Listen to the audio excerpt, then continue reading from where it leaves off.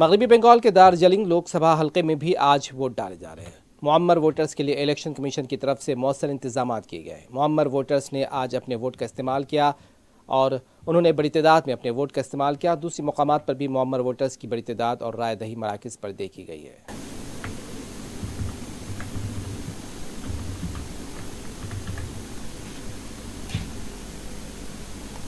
बार से वोटिंग कर चुके हैं? मैं शुरू से ही वोटिंग कर रहा हूँ जी, जब से होश संभाला है जब से ही वोटिंग आ रही है। इस बार किन मुद्दों पे वोट दिया है आपने? जो विकास कर रहे हैं, सफाई है कि हर तरफ उसी पे मैं वोट देता हूँ। क्या आपकी कॉन्स्टिट्यूएंसी में क्या और मुद्दे क्या थे इस बार?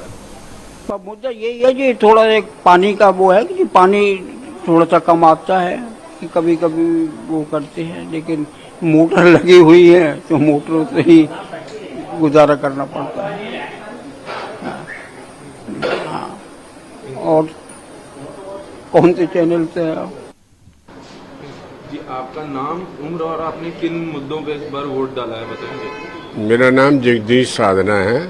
मेरी उम्र 79 ईयर्स है और मैं इस बार ये चाहता हूँ कि हमारे नरेंद्र मोदी जी तीसरी बार प्रधानमंत्री बने। मुद्दे हमारे दिमाग में ये हैं कि जो रामलला को लाए